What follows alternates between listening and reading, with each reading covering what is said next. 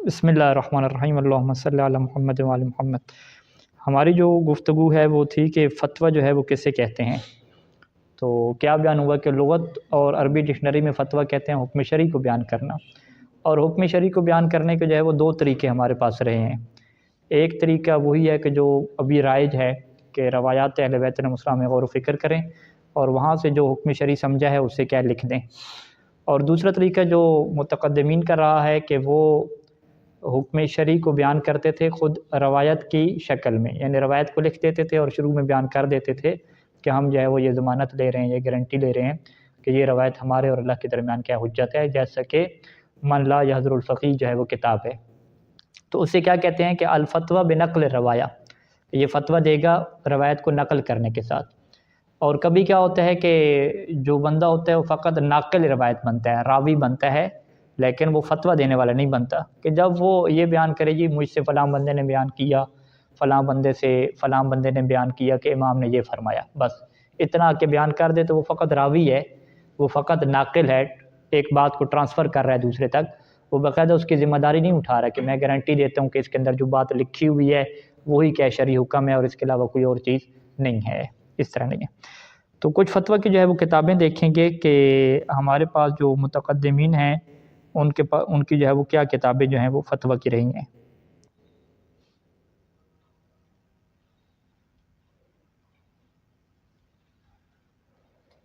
اچھا، یہ ایک کتاب الہدایہ ہے اور یہ شیخ صدوق علیہ رحمہ کی ہے۔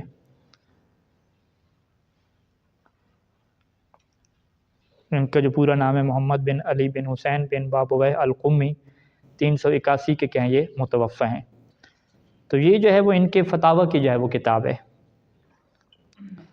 اب اس میں دیکھیے گا کہ وہ فتویٰ دینے کا جو ہے وہ ان کا کیا انداز رہا ہے۔ یہ جو ہے قدیم نسخوں سے ساری چیزیں لے کر آئے ہیں۔ یہ پہلا جو ہے مقدمہ لکھا جاتا ہے کہ یہ کتاب جو ہے شیخ صدوق علیہ رحمہ کی ہے یا نہیں ہے، اس میں کیا بحث ہے، یہ ساری یہ ساری مقدماتی بحث ہے۔ پھر کتاب کا نام یہ لکھا اہمیت الکتاب۔ اچھا، اس کی فہرست میں چلے جاتے ہیں۔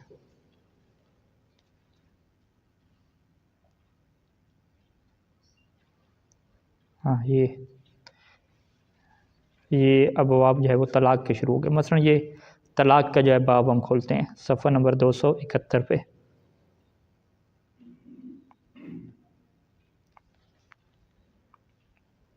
ٹھیک ہے جی، اب اس میں دیکھیں کہ یہ کیا لکھ رہے ہیں، قال صادق علیہ السلام، یعنی اس میں کیا بیان کر رہے ہیں، روایت کیا بیان کر رہے ہیں کہ طلاق و سنت ہوا انہ اذا اراد الرجل ان یطلق امرأته، یہ پوری کیا روایت یہاں پہ بیان کی۔ ٹھیک ہے جی، طلاق العدت میں بھی ایسے ہے، قال صادق علیہ السلام۔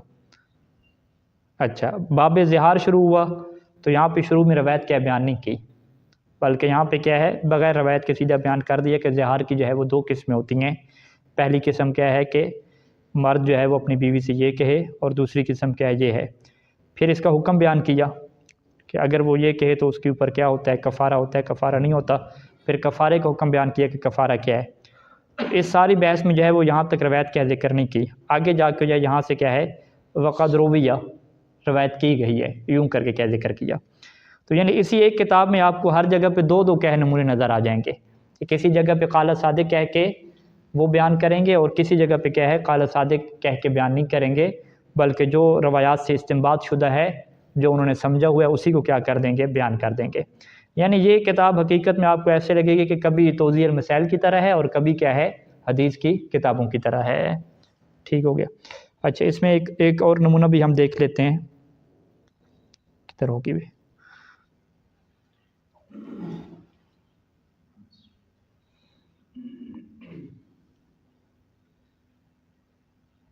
کتاب الہدایہ کو جو ہے ہم دیکھ رہے ہیں، یہ الکتاب ہے۔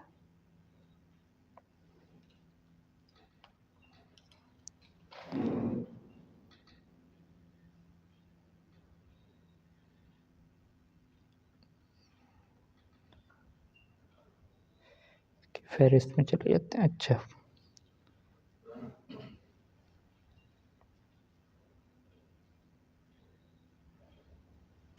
شروع کے دیکھتے ہیں، اس کے شروع کے ابواب کون سے ہیں جو پانی کی اقسام اور اس کے ہوتے ہیں۔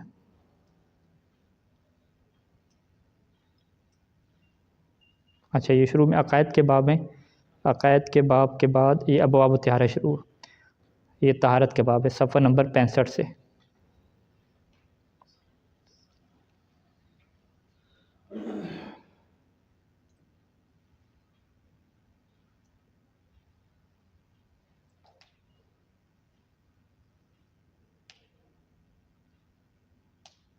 کیا 165 تو نہیں تھا؟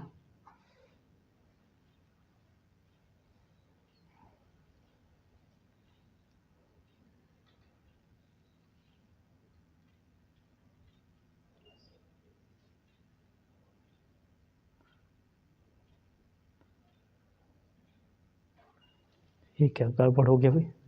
ہاں یہ آ گیا ابواب الطہارت۔ اچھا، یہ ابواب الطہارت میں یہاں پہ دیکھیں، الماء کلہ طاہر حتی یعلم انہ قاذر، یہ بھی کیا انہوں نے قال صادق کہہ کے جو ہے وہ بیان نہیں فرمایا، ایسے جو سیدھا لکھ دیا کہ سارا پانی پاک ہے۔ اور ولا یفسد الماء الا ما كانت له نفس سائلہ، ٹھیک ہے، ولا باس ان یتوضا بماء الورد للصلاۃ، جو ماء الورد ہوتا ہے یعنی جو جسے ہم کیا کہتے ہیں پھول کا جو پانی ہے، عرق گلاب جسے ہم کہتے ہیں، تو یہ شیخ صدوق علیہ رحمہ کا فتویٰ تھا کہ ماء الورد جو ہے وہ عرق گلاب جو مضاف پانی ہے اس سے کیا وضو ہو سکتا ہے۔ وہ یغتسل بہ من الجنابت، غسل جنابت بھی ہو سکتا ہے، لیکن فاما الذی تسخنہ الشمس، جس پانی کو سورج گرم کر دے، ٹھیک ہے، ٹینکیوں کا جو گرم پانی ہے سورج گرم کر دیتا ہے، فإنہ لا یتوضأ بہ، اس سے وضو بھی نہیں ہو سکتا اور غسل بھی کیا ہے نہیں ہو سکتا، ٹھیک ہے جی۔ یہ ہمارے فقہا کے مکروہ ہے نا، جیسے جمعہ، غسل جمعہ کیا ہے ہمارے فقہا کے مطابق کیا ہے مستحب ہے، شیخ صدوق کے مطابق کیا ہے واجب ہے۔ تو یہ جو ہے وہ ان کا فتویٰ ہے کہ جو ابھی کے فقہا کے جو فتاوی ہیں ان سے بالکل کیا ہے ہٹ کے ہے، الگ ہے۔ اچھا، نیچے اس کے کام بھی کیا گیا ہے، روایات وغیرہ بھی کیا دی گئی ہیں۔ روایات میں ہے کہ ماء الورد سے وضو جو ہے وہ صحیح ہے، کیا روایت ہے اس قسم کی ہمارے پاس؟ ہاں یہ دیکھیں نیچے حاشیے دیکھیے گا ان کا، ھذا مطابق، کہ یہ جو ماء الورد سے انہوں نے پانی کا کہا کہ عرق گلاب سے جو ہے وضو اور غسل ہو سکتا ہے، کہتے ہیں کہ ھذا مطابق لما ورد فی نسخۃ من الفقیہ، کہ جو فقیہ کا ایک نسخہ ہے جس کو بیان کیا روضۃ المتقین کے مطابق، اس کے یہ بات مطابق ہے، بالکل کوئی خلاف نہیں ہے۔ وَهُوَ خِلَافُ مَا ذَهَبَ إِلَيْهِ عُلَمَاؤُنَا الْإِمَامِيَّہ، ٹھیک ہے جی، کہ ہمارے علماء امامیہ کے یہ بات کیا برخلاف ہے، إِلَّا أَنَّ مَا فِي الْفَقِيهِ الْمَطْبُوعِ لَا يُحْمَلُ عَلَى ذَلِكَ، لیکن جو ابھی ملّہ الفقیہ چھپی ہے اس میں یہ بات کیا ثابت نہیں ہوتی شیخ صدوق رحمہ کی۔ تو اس کے اوپر پوری بحث ہے کہ ان کی ماء الورد سے کیا جو ہے وہ مضاف پانی مراد ہے، یا ماء الورد سے وہ پانی ہے کہ جس پانی میں ایک پھول وغیرہ ڈال دیے جاتے ہیں، تھوڑی سی خوشبو آ جاتی ہے، کیا مراد ہے اس سے۔ تو بہرحال اسی طریقے سے جو ان کا فتویٰ ہے کہ جو سورج کا گرم شدہ پانی ہے اس سے جو ہے وہ نہیں ہو سکتا، تو وہ جو روایات کو ہے انہوں نے حمل کیا کس کے اوپر، سیدھا سیدھا وضو کے بطلان کے اوپر کیا حمل کیا ہے، ٹھیک ہے۔ تو آگے بھی اسی طریقے سے چلتا جائیں، ولا باس بالوضوء من فضل الحائض والجنب، حائض خاتون اور جنب شخص جو کیا کرتا ہے پانی سے نہاتا ہے تو وہ بچ گیا پانی، اگر وہ پاک ہے تو اس سے کیا کر سکتے ہیں وضو کر سکتے ہیں، ٹھیک ہے۔ یہ سارے کے بعد ابھی یہاں پہ کیا حدیث آئی ہے ابھی دیکھیں، وقال رسول اللہ صلی اللہ علیہ وسلم، یعنی یہ کتاب جو ہے وہ ان کے فتاوی کی کتاب ہے، اور اس میں آپ دیکھیں گے کہ روایات کے نقل کرنے کی بجائے سیدھے سیدھے کیا ہے فتاوی کی بھی کیا بڑی تعداد ہمیں مل جائے گی۔ اچھا، اب ہم مزید چلتے ہیں، ہمارے پاس اور کون سی کتابیں ہیں فتاوی کے حوالے سے۔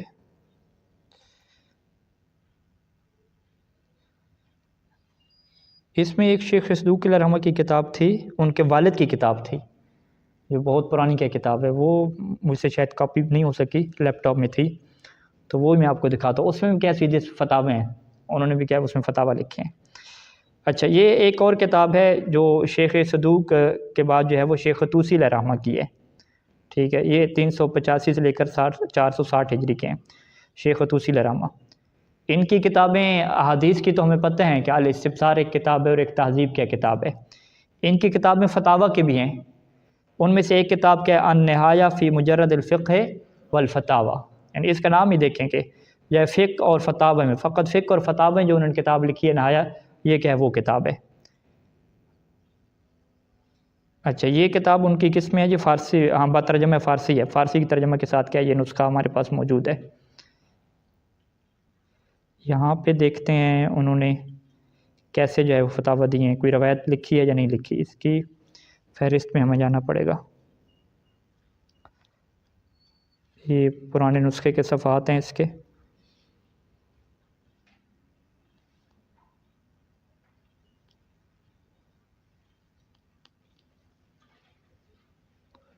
اچھا اس کی فہرست شاید نہیں بنائی ہوئی انہوں نے. ہاں اس کی فہرست ہے ہی نہیں، بس ایسے ہی ہم درمیان میں آ جاتے ہیں. یہ جو ہے وہ کتاب الطہارت ہے، ٹھیک ہے جی. عربی متن بھی ہے اور ساتھ بھی یہ بھی. دیکھیں یہ ہے مثلا باب تیمم، باب التیمم و احکام، ہی تیمم کے احکام، ٹھیک ہے جی. توضیح المسائل سیدھی سیدھی. التیمم علی ضربین، تیمم کی دو قسمیں ہیں، ایک تیمم وضو کے بدلے میں ہوتا ہے اور ایک کیا ہے واجب غسل کے بدلے میں ہوتا ہے. وہ یحتاج فیہ الی العلم بخمسۃ اشیاء، پہلی 5 چیزوں کے اس میں کیا علم ضروری ہے. پہلے یہ ہے کہ کس کے اوپر تیمم ہوتا ہے، اس کے احکام، تیمم کب واجب ہوتا ہے، تیمم کن چیزوں کے اوپر جائز ہوتا ہے، تیمم کی کیفیت کیا ہے، یہ ساری چیزیں. تو یہ آپ دیکھ رہے ہیں ساری کی ساری چیزیں، یہ مکمل کیا فتاوی ہیں، یعنی ٹوٹلی شکل جو ہے یہ کون سی، یہ توضیح المسائل کی شکل ہے. تو یہ 2 مثالیں جو ہے ہمارے سامنے آ گئیں، شیخ صدوق علیہ رحمہ کی اور شیخ طوسی علیہ رحمہ کی، کہ انہوں نے احادیث کی کتابیں بھی لکھی اور فتاوی کی کیا کتابیں بھی لکھی.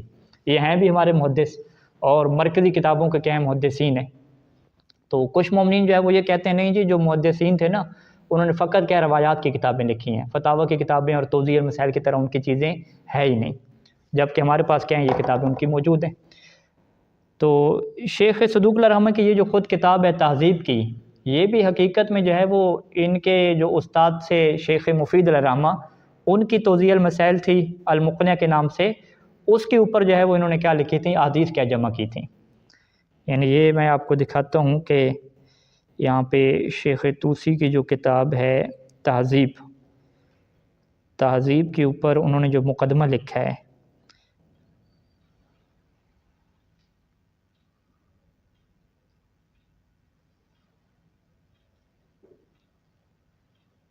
خود اپنے ان کا جو مقدمہ ہے،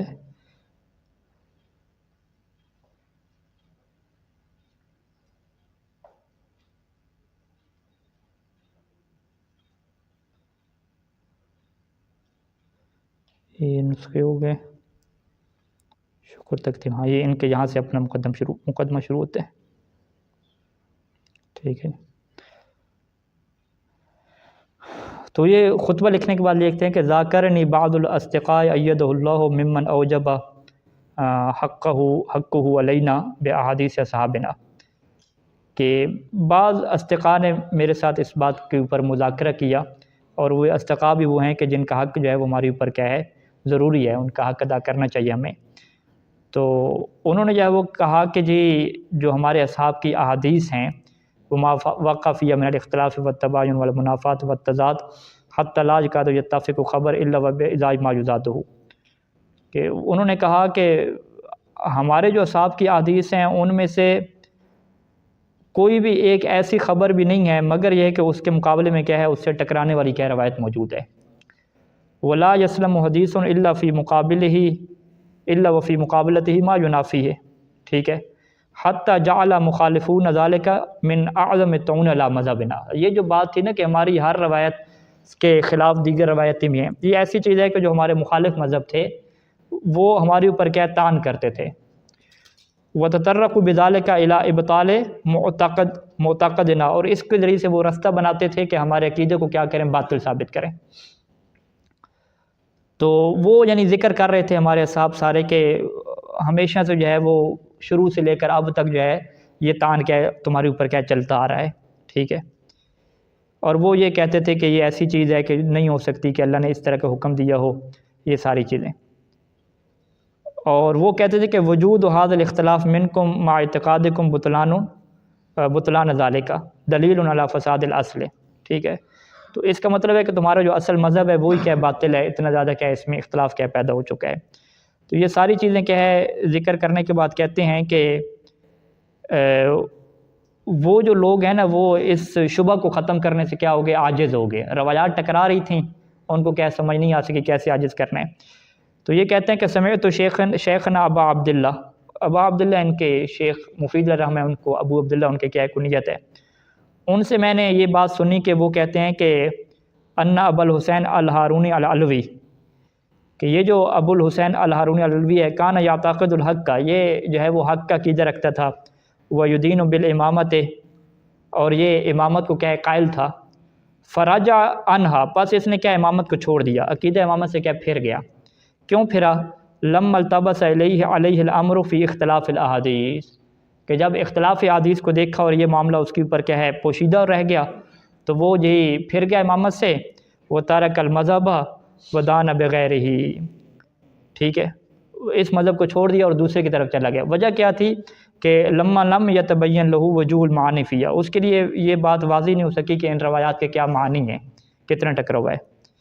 تو پھر شیخ صدوق رحمہ کیا کہتے ہیں کہ وہذا یدل، اس بنیاد پہ مذہب کو چھوڑ دینا یہ دلیل ہے کہ علی غیر بصیرت، ٹھیک ہے، کہ انہ داخل فیہ، کہ وہ اس مذہب میں داخل ہوا تھا بغیر کسی بصیرت کے، یعنی علم کے ساتھ داخل نہیں ہوا تھا، بلکہ واعتقد المذہب من جہت تقلید، کسی کے کہنے میں آ گیا اور اس نے شیعہ مذہب کیا ہے اپنا لیا، خود تحقیق سے کیا ہے قائل نہیں ہوا تھا. اس کی کیا وجہ ہے کہ لأن الاختلاف فی الفروع، چلیں ہم کہتے ہیں کہ فروع میں اختلاف ہے نا ہمارے پاس حدیث میں، تو یہ اختلاف اس بات کا سبب تو نہیں بنتا کہ ترک ما ثابت بالادلۃ من الاصول، کہ جو اصول دین میں ثابت ہے ادلہ کے ذریعے سے اس کو بھی چھوڑ دیا جائے. تو اگر اس کے پاس امامت کے اوپر دلائل تھا تو امامت کیوں چھوڑ دی؟ ٹھیک ہے، فرعی احکام چھوڑ دیتا، نمازیں ان طریقے سے پڑھتا، لیکن امامت کو کیوں چھوڑ دیا؟ اس کا یہ مطلب ہے کہ یہ امامت کا بھی شروع سے بھی کیا بصیرت کے ساتھ قائل نہیں تھا. تو یعنی یہ کہہ رہے ہیں کہ ہمارے اصحاب جو ہے وہ ساتھی اس چیز کو بیان کرتے تھے، ہمارے استاد بھی بیان کرتے تھے کہ یہ بڑا مشکل کام ہے کہ ہمارے ہاں حدیث کا کیا بڑا اختلاف ہے، ٹھیک ہے، اس طریقے سے کیا ٹکراؤ ہے. اچھا، تو پھر میں نے کہا کہ میں جو ہے وہ ایک کتاب ایسی لکھوں گا، کتاب یحتوی علی تعویل الاخبار المختلفہ، کہ جس میں یہ جو اخبار آپ اس میں ٹکرا رہی ہیں ان کی کیا بیان کروں گا، تعویل بیان کروں گا، ایک قسم کی شرح ہوگی، ٹھیک ہے جی. اور یہ چیز ایسی ہے کہ جو فائدہ مند ہے، من لما فیہ من کثرت النفع للمبتدی، کہ اس میں جو فائدہ ہے وہ مبتدی طالب علم کے لیے بھی ہے، اور جو رجز فی العلم ہے، یعنی جو علم میں آگے بڑھ چکا ہے اس کے لیے بھی ہے. یعنی عوام کی یہاں پہ بات نہیں ہے. کتاب تہذیب یہ لکھ رہے ہیں تاکہ اس سے زیادہ فائدہ کس کو، طالب علموں کو، جو ابتدائی مقدمات کے طالب علم ان کو فائدہ بھی ہو اور بعد والے ہیں ان کو بھی کیا ہو، فائدہ ہو. اچھا، وسألنی، اور مجھ سے یہ سوال کیا وہ جو تھے ہمارے دوست وغیرہ، کہ ان اقصد الی رسالت شیخنا ابی عبداللہ، کہ میں جو اپنے استاد کا رسالہ ہے فقہ میں کہ الموسومۃ بالمقنعہ، کہ جس کا نام کیا ہے مقنعہ ہے، اس کا میں کیا کروں، ارادہ کروں، یعنی وہ میں رسالہ لوں اور اس کے اندر کیا کروں، جو روایات لکھی ہوئی یعنی شرعی مسائل لکھے ہوئے ہیں ان کے اوپر میں کیا کروں، احادیث جمع کروں، ٹھیک ہے جی. اور اسی طریقے سے کیا ہے میں نے وہاں پہ قصد کیا الی اول باب یتعلق بالطہارہ، کہ پہلا جو باب تھا طہارت کے متعلق تھا، اس سے میں کیا شروع ہوا، اس طریقے سے سارا کیا نظام شروع کر دیا.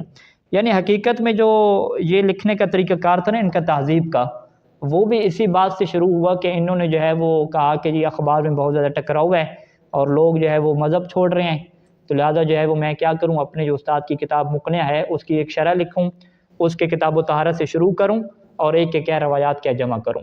تو یہ کہتے ہیں کہ ان کی بات جو ہے جوانی کے عالم میں یہ لکھ رہے تھے، اور یہاں پہ شیخ صدوق اپنے استاد کو کیا لکھ رہے ہیں، ایدہ اللہ، خدا ان کی تائید کرے، رحمہ اللہ، کیا نہیں لکھ رہے. تو یعنی بڑا جوانی کے ان کا عالم ہے، یہ ایدہ اللہ تعالی لکھا نا استاد کو. تو یہاں پہ کہتے ہیں کہ کتاب و طہارت انہوں نے مکمل نہیں کر پائے، ٹھیک ہے، بات یعنی حدیث سے بڑی پھیل کی تھی، بہت بڑا جو ہے کتاب و طہارت بن گیا. تو پھر بعد میں انہوں نے کہا ہے وہ اپنے استاد کے رسالہ کو چھوڑ دیا، بس ایسے ہی کیا حدیث کیا جمع کرنا شروع کر دیں، اور کہا کہ اس کے بعد پھر میں ایک کتاب لکھوں گا استبصار کی. وہ پھر بعد میں کتاب لکھی جس میں مختلف روایات جمع کی اور ان کے کیا ٹکراؤ کی کیا ہے بحث کی. تو یہ ساری چیزیں جو ہے وہ دکھانے کا مقصد یہ ہے کہ فتاوی کے ساتھ ساتھ جو ہے وہ احادیث کا بھی کیا وجود ہے.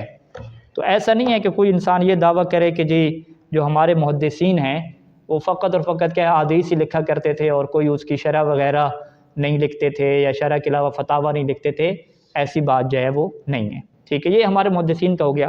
محدثین سے پہلے اگر ہم چلیں امام علیہ السلام کے زمانے میں, چھٹے امام کے زمانے میں, پانچویں امام کے زمانے میں, زرارہ جیسے جو فقیہ ہیں, فضل بن شاذان جیسے ہو گئے, یونس بن عبد الرحمن جیسے ہو گئے, تو ان لوگوں کی سیرت بھی یہی رہی ہے کہ یہ بھی روایات بھی نقل کرتے تھے اور کبھی کیا روایات نقل بھی نہیں کرتے تھے, سیدھا کیا دیتے تھے, روایت کے بغیر فتویٰ بھی کیا نقل کیے کرتے تھے, خصوصاً باب المیراث میں. کیونکہ باب المیراث میں جو کلی روایات ہیں وہ چند ایک ہیں, اور جو لوگ میراث کا مسئلہ پوچھنے آتے ہیں اگر آپ ان کو روایت بتا بھی دیں تو انہیں سمجھ نہیں آئے گی. ٹھیک ہے, تو وہاں پہ وہ سیدھا سیدھا کیا حکم بیان کرتے تھے کہ اس کو اتنے سے دے دو, اس کو اتنے سے دے دو. ٹھیک ہے, سیدھا کیا ہوتا ہے, فتویٰ دینا ہوتا ہے یہاں پہ.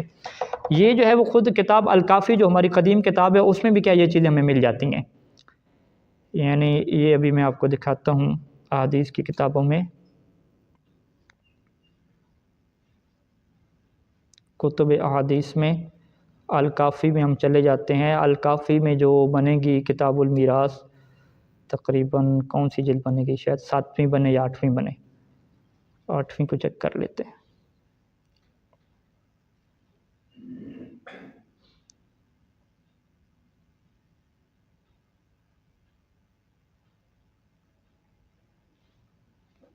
ہاں اس میں 7ویں جلد ہوگی, اس میں روضہ ہے.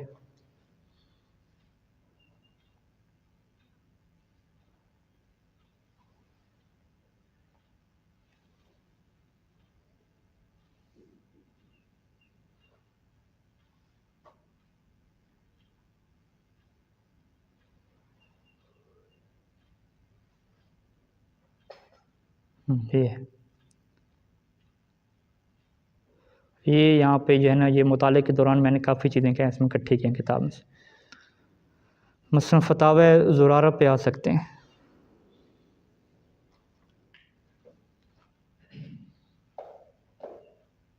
یہ یہاں سے. اب یہ دیکھیے گا, علی ابن ابراہیم عن ابیہ عن ابی بصیر, یہ آپ کے سامنے ہے انشاءاللہ عبارت, یہ والی ہے. ٹھیک ہے, عن زرارہ قال, زرارہ سے کیا ہے یہ بیان کرتا ہے, قال زرارۃ, زرارہ نے کہا. ٹھیک ہے, آگے زرارہ نے کیا کہا وہ دیکھیے گا کہ الناس والعامۃ فی احکامہم وفرائضہم یقولون قولا قد اجمعوا علیہ وہو الحجۃ علیہم. ٹھیک ہے, یعنی یہ گفتگو شروع کر دی کہ لوگ اور عمومی لوگ کیا ہے اپنے فرائض میں احکام میں ایک ایسی بات کہتے ہیں جو ان کے اوپر حجت ہے, اور وہ یہ کہتے ہیں کہ ایک رجل جو ہے فوت ہو جائے, اس کی بیٹی ہو اور 2 بیٹے ہوں, تو اس طرح سے کیا ہے ان کی میراث کو کیا تقسیم کریں گے. پھر آگے جو ہے وہ زرارہ جو ہے وہ اپنی چیز بیان کرتا ہے ساری چیزیں, اور ایک ساری چیز بیان کرنے کے بعد کہتا ہے کہ نہیں جی ایسے تقسیم نہیں ہوگی بلکہ ایسے تقسیم ہوگی. پورا مسئلہ ہم نہیں چھیڑتے, پھر بات کیا لمبی ہو جائے گی.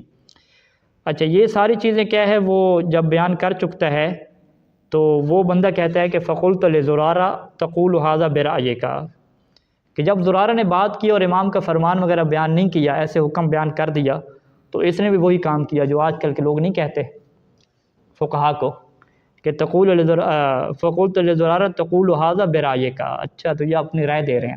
ٹھیک ہے, کوئی حدیث تو بیان نہیں کی, سیدھی کیا ہے لوگوں سے اختلاف کی اور اپنی کیا رائے دے دی. اب زرارہ کے آگے تیور دیکھیے گا. ٹھیک ہے, فقال انا اقول ھذا برأیی, کہ میں جو ہے وہ اقول ھذا برأیی, یہ میں بات اپنی رائے سے کہہ رہا ہوں. انی اذا لفاجر, تو پس میں کیا ہو گیا, بہت بڑا فاجر و فاسق شخص ہو گیا. اشہد, میں گواہی دیتا ہوں کہ انہ الحق, کو کہ یہ حق ہے, من اللہ و من رسولہ, کہ جو بات میں کر رہا ہوں وہ اللہ اور اس کے رسول کی طرف سے حق بات کر رہا ہوں. ٹھیک ہے, یعنی زرارہ کو بھی قسمیں کھانی پڑتی تھی کہ بھی تم مجھے فاسق اور فاجر کہہ رہے ہو, جو ہے وہ میں نے ابھی فتویٰ دیا ہے اور کہہ رہے ہو کہ اپنی رائے سے بیان کر دیا. تو کیونکہ زرارہ نے کیا ہے شروع میں قال امام صادق کہا ہی نہیں ہے, سیدھا سیدھا کیا زرارہ کا وہ چھیڑ دیا مسئلہ, اور اس طریقے سے بات کر کے قرآن کی آیت پڑھی درمیان میں, اور یوں کر کے کیا مسئلہ کیا بیان کر دیا. ٹھیک ہے جی. اچھا, اس کی اور مثالیں بھی ہیں ہمارے سامنے, وہ میں آپ کو دکھاتا ہوں. یہ کتاب کے الکافی سے ہم دیکھ رہے ہیں, جلد نمبر کیا ہے 7 ہے. چلیے پیچھے پھر چلے گئے.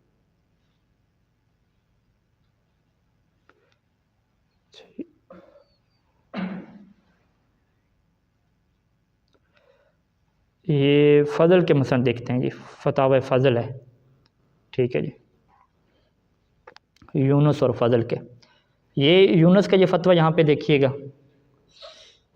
علی ابن ابراہیم ان، یہ یہاں سے شروع ہوئی سند، ان یونس قالا، ٹھیک ہے. یونس نے کیا کہا کہ اہل کتاب اور مجوس کیا ہے میراث پائیں گے، وہ یورثون میراث الاسلام من وجہ القرابت، ٹھیک ہے، ان کو میراث دی بھی جائے گی، ٹھیک ہے. اہل کتاب یعنی میراث پائیں گے، ان میں ان کا فتویٰ ہوگا یونس کا نا، ٹھیک ہے، کہ مسلمان کے بھی کیا یہ وارث بنیں گے، یہ سارے چیز. آگے فضل نے کیا بات کی، فضل نے کیا کہا کہ مجوس جو ہے وہ نسب کے ذریعے سے میراث پاتے ہیں، لیکن نکاح کی وجہ سے، جسے ہم فقہ میں کیا کہتے ہیں سبب کہتے ہیں، میاں بیوی جو نکاح کی وجہ سے کیا میراث نہیں پاتے، ٹھیک ہے جی. اس نے کیا کیا، ان سے کیا اختلاف کر دیا. تو یہ سارے کے سارے کیا فتاوی ہیں یہاں پہ. یہ فتویٰ جو ہے وہ پہلا یونس کا ہو گیا، اور دوسرا فتویٰ کس کیا ہو گیا، فضل کا ہو گیا. اچھا، یہ ایک دوسرے کے فتاوی سے اختلاف بھی کرتے تھے، اس کے کیا ہے موارد بھی ہم نے جمع کیے تھے، کہ وہ کہتے تھے کہ جی یونس نے یہ فتویٰ غلط دیا، فلاں سے ہم اختلاف کرتے ہیں. یہ اعتراض الفضل علی فتویٰ یونس، ٹھیک ہے جی، یہاں پہ.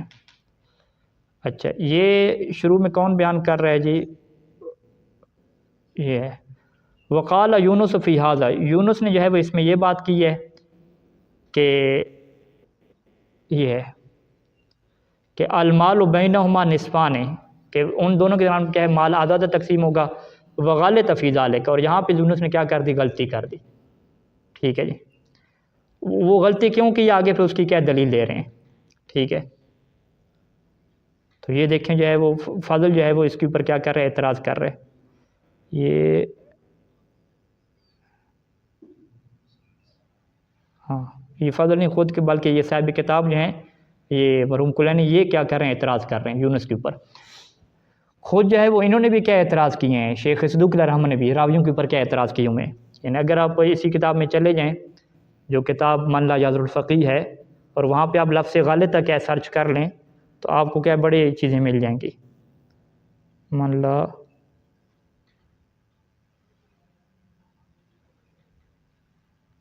یہ کتاب آئی ہمارے پاس، اور یہاں پہ ہم لفظ سرچ کرتے ہیں غالطہ، ٹھیک ہے. یہ دیکھیں یہاں پہ انہوں نے پورا پیچھے فتویٰ ان کا چلتا آ رہا ہے، کہتے ہیں کہ وغالط الفضل بن شاذان فی ھذا المسئلۃ، کہ اس مسئلہ میں جو ہے فضل بن شاذان نے کیا غلطی کر دی اور کہا کہ آنکھ کو جو ہے وہ اتنا دینا ہے، ٹھیک ہے. اچھا، وغالط الفضل فی ذالک، یہاں پر بھی یہ کہا کہ فضل نے یہاں پہ کیا غلطی کر دی. آگے یونس کو کہہ دیا وغالط یونس بن رحمان فی قول، یونس نے اپنے اس قول میں اپنے اس فتویٰ میں کیا غلطی کر دی. وہذا غلط، اور یہ غلط ہے کیونکہ یہ دلیل ہے. تو یہ کون سی کتابیں ہیں، یہ حدیث کی کتابیں، یعنی حدیث کی کتابوں میں آپ دیکھیں کہ یہ حالات چل رہے ہیں کہ زرارہ کے فتوے آ رہے ہیں، فضل بن شاذان کے فتوے آ رہے ہیں، ان کو محدثین غلط کہہ رہے ہیں، وہ آپس میں ایک دوسرے کے فتووں کو غلط کہہ رہے ہیں. تو لہٰذا مطلب کہنے کا کیا ہے کہ فقط یہ نہیں ہے کہ جو بتایا جاتا ہے کہ جی اہل بیت کے زمانے میں تو فقط کیا ہے قال امام صادق ہی چلتا تھا، کوئی روایات سے سمجھ کے کوئی فتوی نہیں دیتا تھا، کوئی غلطی وغیرہ نہیں کرتا تھا، ایسی بحث نہیں تھی. بلکہ کتاب المیراث آپ الکافی کی اٹھا کے دیکھ لیں تو جلد نمبر 7، تو وہ پوری کی پوری کیا بھری پڑی ہے فقہا کے کیا ہے محدثین کے کیا فتاوی کے ساتھ، ٹھیک ہے جی. یہ ایک اور مثال آپ دیکھ لیں، تو یہ میں نے کافی چیزیں جمع کی ہوئی ہیں. عن زرارہ سے ہے، ٹھیک ہے، اذا ترک الرجل امہ و ابا و ابنہ، ٹھیک ہے. ٹھیک ہے، ان فتاوی کے پیچھے روایت ہوتی تھی، روایت بھی آپ کو مل جائے گی، لیکن یہاں پہ انہوں نے امام کی طرف نسبت تو نہیں دی نا، ٹھیک ہے، سیدھے سیدھے کہا. عن یونس کہتے ہیں قال العلۃ فی وضع السہام علی 6، کہ سہم جو بنتے ہیں میراث میں وہ 6 کیوں بنتے ہیں، 6 سے کم کیوں نہیں بنتے، یہ علت بیان کر رہے ہیں، ٹھیک ہے. ان کا اپنا کیا ہے استنباط ہے، اپنا کیا استدلال ہے. تو بس کیا ہے ہم گفتگو کو ادھر ہی مختصر کرتے ہیں، اور باقی موارد ہیں وہ پورے مقالے میں کیا لکھے ہوئے ہیں، تو وہ آپ مطالعہ کر لیجئے گا. تو خلاصہ کلام یہ ہوا کہ فتویٰ کی 2 قسمیں اہل بیت کے زمانے سے لے کر اب تک جو ہے وہ چلتی آ رہی ہیں. فرق فقط اتنا ہے کہ پہلے زمانے میں جو اکثر فتویٰ کا طریقہ کار ہوتا تھا وہ نقل روایت کے ذریعے سے ہوتا تھا، حدیث کو کیا نقل کیا جاتا تھا. اور ابھی جو طریقہ کار اکثر جو رائج ہو رہا ہے کہ وہ حدیث کو نقل کیا ہے عوام کے لیے حدیث کو کم نقل کی جاتا ہے، اور سیدھا سیدھا کیا ہے فتوی کیا بیان کر دیا جاتا ہے. ہاں حدیث کو نقل بہت تھوڑا کی جاتا ہے, جیسے کہ منہاج الصالحین کے جو لوگ مباحثہ کرتے ہیں انہیں پتہ ہے کہ بہت کم ہی کیا احادیث کیا وہاں پہ ذکر ہوتی ہیں, اکثر کیا احادیث ذکر نہیں ہوتی. اب اگلی بحث یہ ہے کہ اگر کوئی یہ دعویٰ کرے کہ جی روایت کے الفاظ کے ساتھ آپ بیان کر سکتے ہیں امام کی طرف سے, روایت کے الفاظ چھوڑ کے حکم معصوم کو بیان کرنا جائز نہیں ہے, تو اس کے اس دعوے کی کیا حقیقت ہے اور کیا جہالت ہے, تو اگلی گفتگو میں ہم انشاءاللہ بیان کریں گے کہ فتویٰ دینے کی کیا اس طرح کی ممانعت ہے کہ آپ جو ہے وہ روایتی بیان نہ کریں, سیدھا حکم بیان کر دیں, یا یہ ممانعت نہیں ہے. صلی اللہ علیہ محمد وآلہ اجمعین.